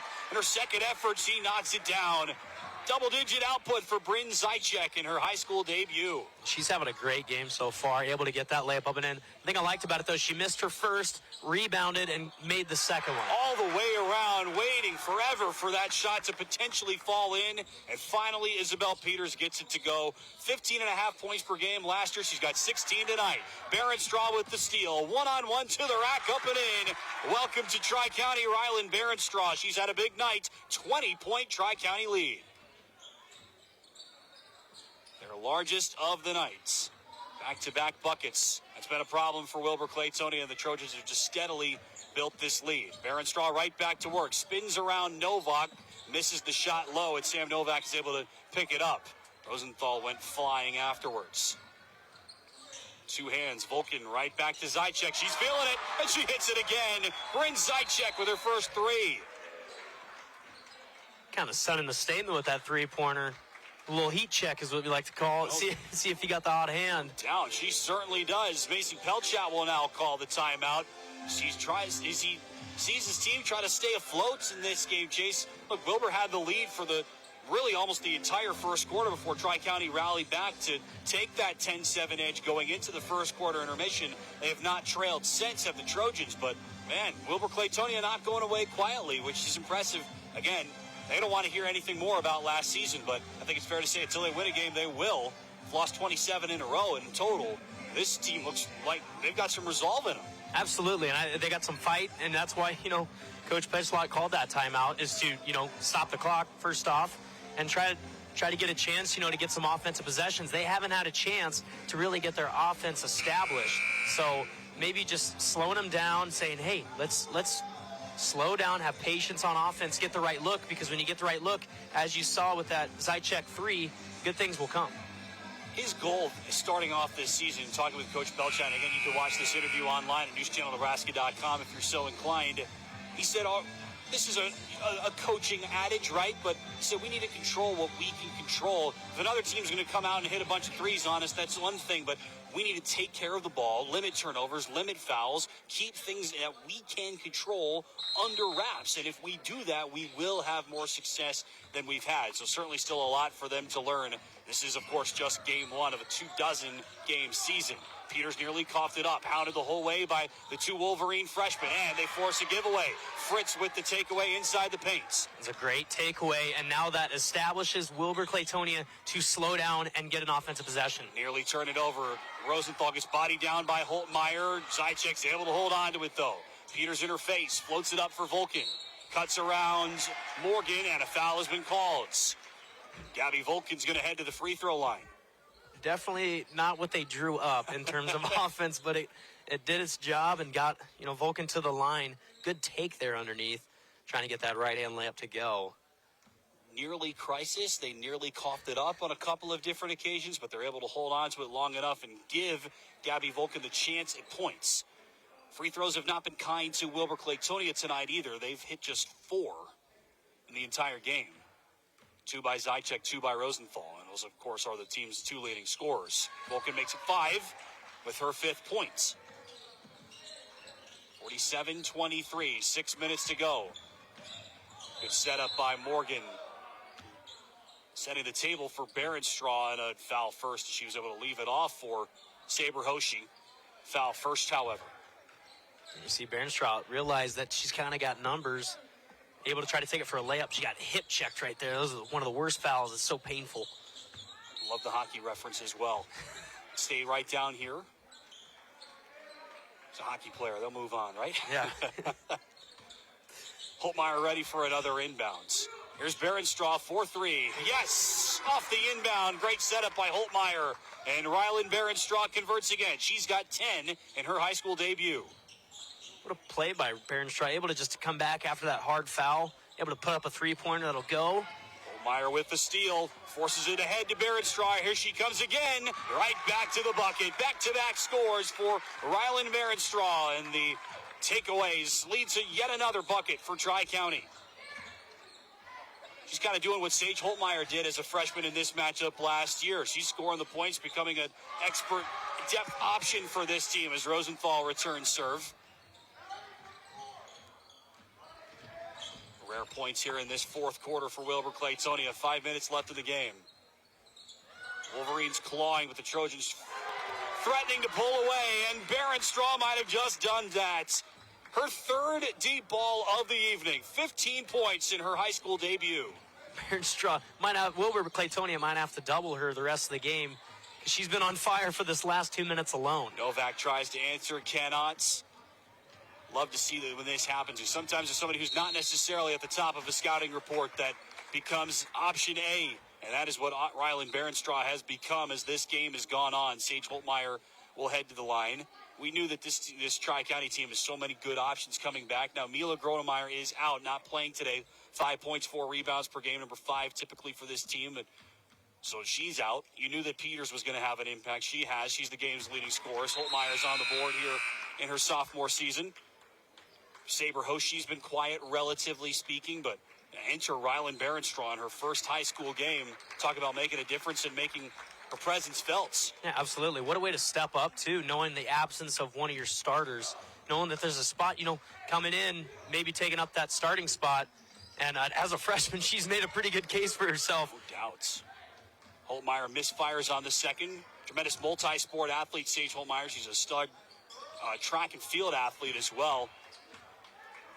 One of the top cross-country runners in this part of the state, both as a freshman and as a sophomore. State placer both of those years. Bounce pass from Holtmeyer. Both teams going down into their benches a little bit here. First touch for Collins Hohensee, another Tri-County freshman. And Holtmeyer will now be lifted in favor of Kenzie Sherling. Wilber-Caltonia made 1 or 2 changes as well. Prior to that, Hadley Juergens, who we saw earlier, is on the floor. And Alyssa Kotis, who we did not see on the floor earlier, number 10 in the white, out there for her debut. Vulcan left it behind. Peters with another steal. Peters right to the rack. Wave it off. It could have been another steal and deal, courtesy of Isabel Peters. We told you right at the start, and we highlighted her as our player of the game. We told you, Coach Belchat told me this week, she's a player that he's known for a while. Former assistant coach at Johnson Brock and at Sterling. And even when he was over there, well, it's not far from Tri-County, right? So they ran into Isabel Peters in Tri-County over there, and she was a difference maker even then. I said Sage Holtmeyer and Karis Rosenthal jumped out to me as freshmen, as a fellow freshman, Claire Schnelly, knocks that one in. And he said, well, Isabel Peters was that same type of player for me 4 years ago. Just could tell immediately that she was going to be a difference maker as co-hosts called for the travel, and that has clearly come true for Isabel Peters over the course of the year. Not just a scorer, not just a facilitator, somebody who can literally do it all for this Tri-County team. Absolutely. She's definitely, the glue person. She's the, the one that kind of holds everyone together. You see a long baseball pass from her right there. But, yeah, that's who she is. Senior leader for this team. She's going to do whatever she can to get their team in best positions to win. She had a great season last year, and she's looking like her senior campaign is just going to be just as good, if not better. One of the state's leaders in assists and steals and assists per game last year for a school that's technically in the D1 ranks, which is pretty impressive. Of course, was top 10 in D1, top 5 in D1 in all of those categories as well. Points, assists, steals, and made field goals. Talking about number 3 in the blue for Tri-County. Subs coming in. Rosenthal will return. She will inbound, and so does Kaylee Fritz will check back in. So a brief look at Alyssa Cotis, another one of these Wilber-Caltonia freshmen. Coach Pelchat told me she's played summer league basketball with the rest of this team for the last couple of years, so might be new to this roster technically, but not new to a lot of the other players on the roster. Bounce pass for Cohotes. Flips it up, can't get it to go.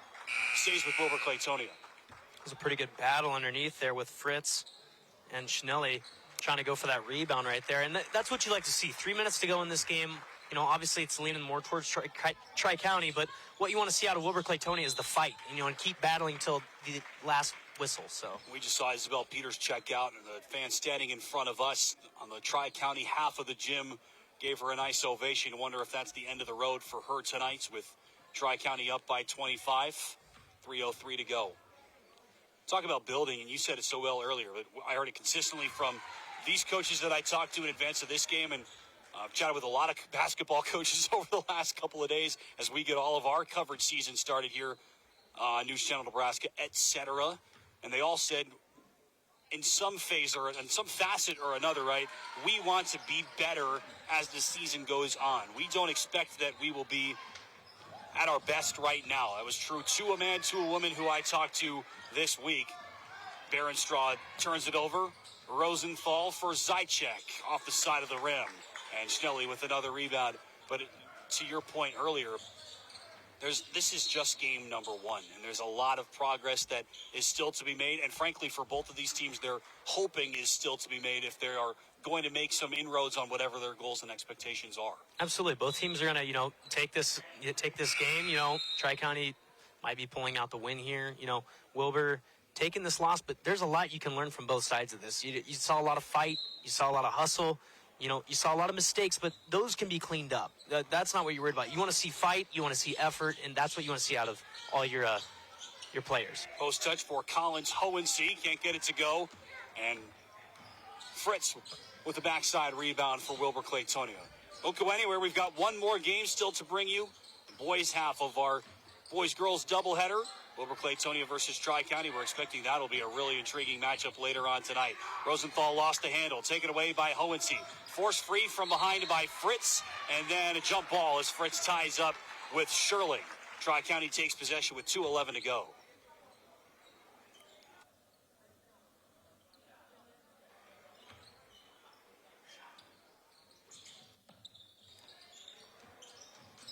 Press break. Berenstraw leaves Zychek in her wake. All the way to the rim and with the finish. What a night for Rylan Berenstraw. She takes over the team lead with 17 points. This is just a great little head fake there. A little Euro step to the right side, able to get it in. And like you said, she's making a great case for herself as a freshman coming into this game. Less than 2 minutes to go. Rosenthal sees a double team, gets stuck. And Karis Rosenthal is going to go to the line with 1:44 to go in regulation. Stay tuned for our post-game show. It's brought to you tonight by Custom Sports. And we'll talk with our head coach, the victorious head coach, and also the player of the game. That's brought to you by Nebraska Orthopedic Center. It's coming up after the game. As Jay said, I think we know which team is going to win the game. But player of the game right now, kind of an open conversation, would you say? Something to be talked about. Got a couple candidates. I think I've got my clubhouse leader, but there's a lot of different candidates that it could be, which is just a testament to Tri-County. But this is how they were built last year. I told you they lost their number 3 scorer from last year, Aubrey Sims. That's a name you'll hear a lot once we get to the second half of our doubleheader. It's another family that has made a huge impact on Tri-County basketball over the last few years. So Aubrey's gone, but they bring back just about everybody else. Blocking foul against Rosenthal at the midway line. And it's just... it shows that this team is already, I feel like that means that they are going to be batting from ahead compared to a lot of other teams that have to figure it out, figure out who they have, what roles they can be in, all of this stuff. There's less of that. Certainly Tri-County's not immune to that by any means, but less of that for Mike Larson and company since he knows who he's got. And clearly it looks like he might have somebody that maybe he didn't know who he would have in number 2. Yeah, like you said, he's got a clear, distinct, 5 players that are really good on the court, but also, as tonight showed, you got a couple bench players that you feel really comfortable just putting in at any point of the game and, taking it in stride. So I feel like this is a big game, for Coach Larson and the Tricounty team. They had 4 players in double figures last year as Zychek fires right back. What a night for Breen Zychek. She now takes over the game lead with 18 points. That's impressive. And Wilber-Caltonia is going to take the ball right back as Rosenthal forces the giveaway from Sherling. So how about this? We talk about number 2 for Tricounty, setting the table for the future for her, but number 3 in white for Wilber-Caltonia is doing the exact same thing. I totally agree. She's showing a lot of promise here coming in as a freshman, knocking down some tough shots, some tough layups, getting fouled a lot, but also the effort on the defensive side by Zychek is what I'm most impressed about, getting a lot of offensive boards tonight. That was a tough shot from Rosenthal. Certainly liable to knock those down. Couldn't do so there. Hohensee nearly coughed it up, and she does as it's finally taken away by Novak. 1 minute to go. Gronemeyer marks Zychek right into the painted area for Rosenthal. She will force a 3. Misfires on that one. It's not really falling tonight for Karis Rosenthal as it has so much for her brief high school career. 57-35, and the ball in the hands once again of Barenstraw. Looks like they're just going to try to take their time. Never mind. They're going to go for a 3. It's been a quiet night, relatively speaking, for Macy Gronemeyer, one of the team's top scorers last year. Second on the team behind Peters, with 10.5 points per game, just 5 for her tonight. Wilber-Caltonia will send in some reserves, and the fans across from us that you can see here on your screen giving the starters, key players, a brief ovation.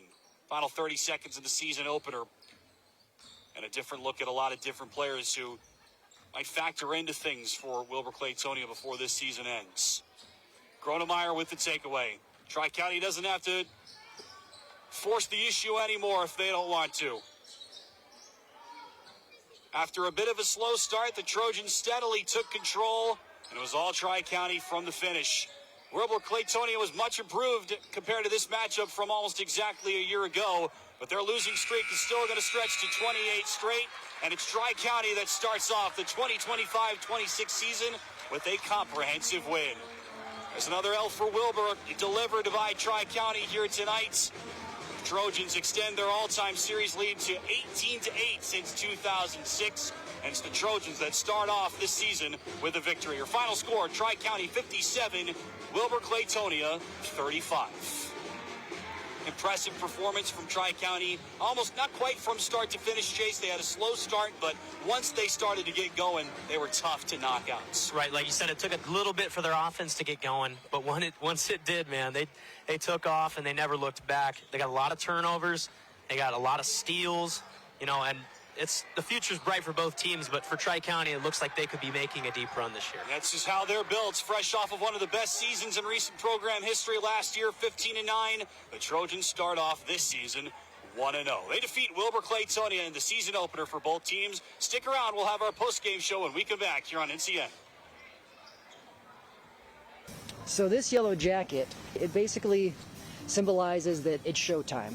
The yellow jackets are a throwback to Monday Night Football. The 1970s, Keith Jackson, Howard Cosell. That was the big broadcast in the country. Now we're the big broadcast in Nebraska. When News Channel Nebraska is covering a game, we want you to know that we take it seriously. We want to dress sharp. We have pride in what we do. And we're going to wear those yellow jackets to show people, we're a little old school, but we're also the important broadcast of the night.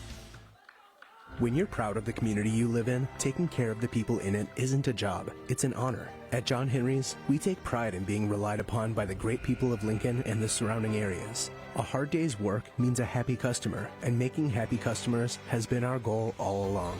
A team of expert plumbers, drain specialists, and HVAC professionals, dedicated to finding solutions for our customers. Because for us, a successful day ends with a handshake and a smile. John Henry's, our family serving yours.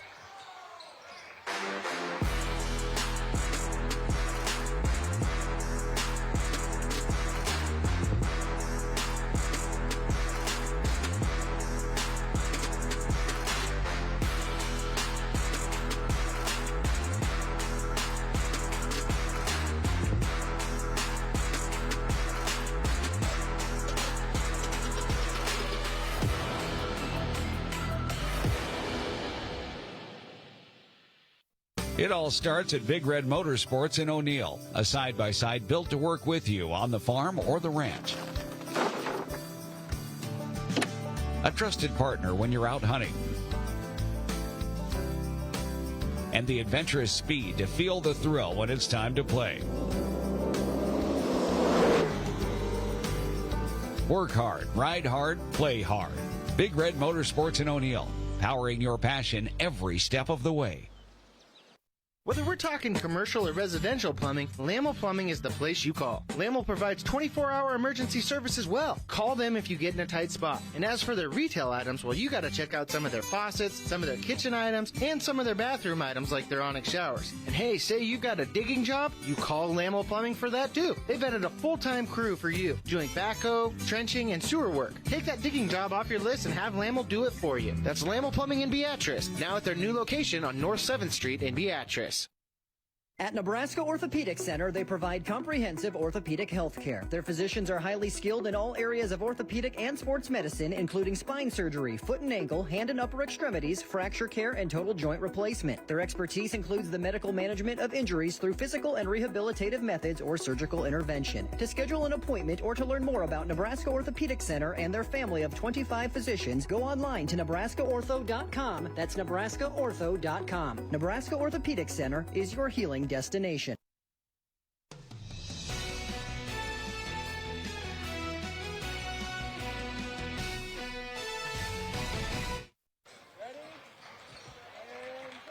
Great crowd on hands. Another installment of this long-time local rivalry between Tricounty and Wilber-Caltonia. He's got the, what's that? Snapchat open. I believe he's on FaceTime with someone. FaceTime, got to show everybody the results. You're bringing them in live. That's exactly what we're doing here, right? Absolutely. Why not spread the word, especially if you're a Tri-County fan or student? Got to be happy with what you've seen tonight. The Trojans start the season with a win. They trailed out of the gates. Chase 7-3 edge, 7-5 edge was where it stood. And then Wilber-Caltonia called a timeout, and from there, ironically enough, Tri-County was able to seize control, and they never looked back. Led 10-7 at the end of the first quarter. Slim lead, yes, but never trailed after that. Wilber-Caltonia tied it up 15-15, but after that, the score was never tied again. The Trojans just took it to the finish line from there to start off the season with a victory. Yeah, and I think the second half was a big, tell sign of, how the game ended. It was a close game, 22-17. I believe Tri-County was up. That's right. And ever since then, they kind of established their full court press and their defense and, getting steals in the passing lane. And they really took advantage of that. And then they got their offense set up, got a lot of fast break scores. And I felt like they used that to advantage. I believe most of their points in the second half were from fast break.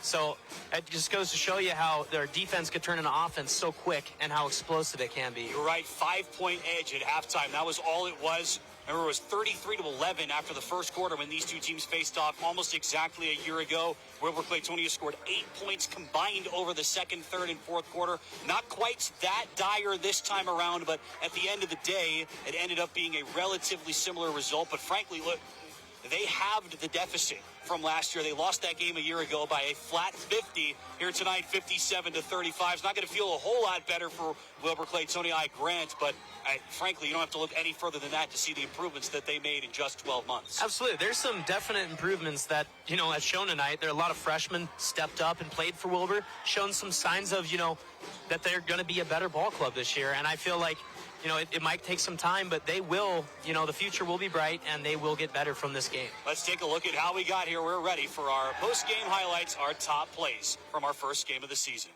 Wilber-Caltonia versus Tri-County to tip off the 2025-2026 high school basketball season. These two schools have faced off almost every year for the last couple of decades, and they meet up here tonight to start off the season in southeast Nebraska. Karis Rosenthal, fresh off of a tremendous freshman season, scores the first points of her sophomore season, the first points of the night with a three ball. She was not done there. Bryn Zychek, speaking of impact freshman, this is her freshman debut, and she was excellent. Ended up leading Wilber-Caltonia in points with 18. The Wolverines had the early edge, but the transition game wreaking havoc on Wilber-Caltonia all night. Isabel Peters at the head of that pack offensively and defensively. And she was just great all night, just getting a bunch of steals, finding the open man down the court. she was awesome. Really going toe-to-toe. Two standout freshmen for these two teams. You just saw Bryn Zychek, 3 in the white. How about Rylan Berenstraw, 2 in the blue? Those two making their high school debuts, difference makers all game long. Right back to Isabel Peters. Another steal, another deal. Something she does extremely well. One of the best stealers of the basketball in the state of Nebraska. Absolutely, and she started off her senior campaign with a lot of steals and a lot of points, so picking up right back where she left off. This was the biggest shot of the first half for Tricounty, courtesy of the freshman Rylan Berenstraw. Just kind of a precursor, a prelude to what we would see from her. Bank is open on a Thursday night for Gabby Volkin, another Wilber-Caltonia freshman who had a nice night. Yeah, she's shown some signs of life, too. You know, stepping up, making a couple big shots, playing some good defense. This was a close game throughout the entire first half, really, but some early separation provided on that 3 from Macy Gronemeyer, one of the Tri-County upperclassmen. Trojans led 22-17 at the first half break. The visiting fans, they made a long trip of about 15 minutes from DeWitt. Loving what they're seeing. The Trojans starting to steadily seize command as the second half wore on. Isabel Peters was a big reason why. Yeah, absolutely. She kind of found herself open on some of those big three-point shots, or wide open. Then she able to hit that one. Berenstraw for an open three-pointer. She was open a couple times. Sometimes 2 open for those three-point shots. Hit 3 threes, game-high 18 points for her. And Peters can do it all. Not just a scorer, not just a stealer, a good passer as well. Sets up another Tri-County freshman, Claire Schnelly, with that bucket in the paint. Bryn Zychek, though, had something to say about it. Wilber-Caltonia trailed for the entire second half, but the Wolverine freshman making a difference ended up leading all players with 18 points, but it was not enough. Tri-County wins in the season opener. Wilber-Caltonia hasn't won since February 2024, and it's the Tri-County Trojans who end up on top. Your final score, 57-35.